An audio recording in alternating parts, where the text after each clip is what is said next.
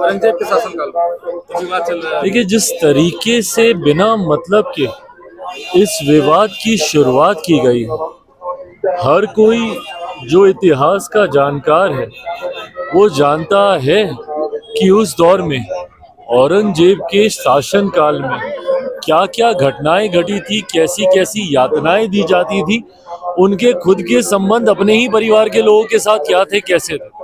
तो जो भी व्यक्ति इतिहास को जानता है वो तमाम इन घटनाओं से वाकिफ है, पर उसके बावजूद समाज में सिर्फ हिंदू मुस्लिम के आधार पर बंटवारा करने की सोच के साथ कुछ ऐसे राजनीतिक दल हैं जिन्होंने उम्र भर अपनी राजनीति में सिर्फ तुष्टीकरण करने का काम किया, और ये तुष्टीकरण की राजनीति ने ही हमारे समाज को सबसे ज्यादा नुकसान पहुंचाने का काम किया। कुछ ऐसे राजनीतिक दल हैं, राजद जैसे दल हो, सपा जैसे दल हो, कांग्रेस जैसी पार्टियां हों, जिनके लिए सेकुलरिज्म की परिभाषा ही तुष्टीकरण की राजनीति है। एक धर्म विशेष के लोगों की वाहवाही करते रहो, उनकी गलतियों के ऊपर भी पर्दा डालते रहो, और अगर आप उनके लिए ही कुछ करेंगे तभी आप सेक्युलर हैं। अगर समाज के एक बड़े वर्ग की अगर आप इच्छाओं को या उनकी आस्था को अगर आप सम्मान देते हैं तो ये सांप्रदायिकता हो जाती है।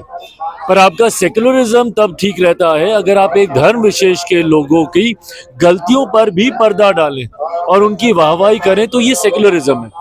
इसी सोच के साथ लंबे समय तक ये राजनीतिक दल, बिहार में राजद जैसी पार्टियां, उत्तर प्रदेश में सपा जैसी पार्टियां और केंद्र में कांग्रेस जैसी पार्टियों ने सिर्फ हिंदू मुस्लिम कर करके तुष्टीकरण की राजनीति कर करके हमारे देश, हमारे समाज, हमारे प्रदेश का सिर्फ अहित करने का काम किया। सपा नेता को जेल में डालने की बात कहा जाए, क्या सच में जेल में डाल देना चाहिए सपा नेता को औरंगजेब के समर्थन? भाई, मुझे नहीं पता कि जेल में डालने का इसके लिए कोई प्रावधान है कि नहीं है, पर अभिव्यक्ति की आज़ादी का मतलब कतई ये नहीं है कि आप कुछ भी कह जाएं और उसके ऊपर लोग खामोश बैठे रहें। इस तरीके की भाषा का इस्तेमाल करना है, इस तरीके के शासनकाल का महिमा मंडल करना, और वो भी किसके सामने आप कर रहे हैं?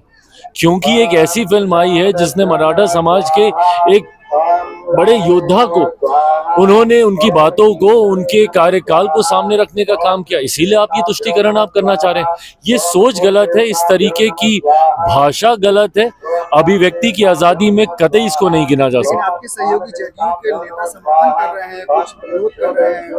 भाई, मुझे नहीं पता कौन समर्थन कर रहा है, नहीं कर रहा है, बट हाँ, मैं इतना मैं जरूर जानता हूँ कि जो भी पढ़ा लिखा व्यक्ति है, जो इतिहास को जानता हो, जो जानता हो कि किस कार्यकाल में क्या किया गया, टूटी फूटे इतिहास को मरोड़ परोड़ के परोसने वाले इतिहास को नहीं, जो सही इतिहास को जान रहा है, वो कतई इसका समर्थन नहीं करेगा। चिराग जी, लॉ एंड ऑर्डर के लेकर सवाल है। बिहार शरीफ में जिस तरीके से महिला की निर्मम हत्या किया गया, पैर में कीले पोती गई है, काटी डाला गया, इसको कैसे देखते हैं? नहीं, ये गलत है और ये अति दुर्भाग्यपूर्ण है, और ऐसे समय में भी समाज में ऐसी घटनाओं को जगह मिल रही है, मतलब वो मानसिकता सोचिए, वो कितनी विकृत मानसिकता है कि इस तरीके की घटना को आप अंजाम दे रहे हैं। दुख मुझे इस बात का है कि हम लोग के रहते हुए इस तरीके की घटना हो रही है, पर हाँ, इतना मैं ज़रूर विश्वास दिलाऊंगा कि सरकार भी हमारी इसको लेकर पूरी तरीके से चिंतित है।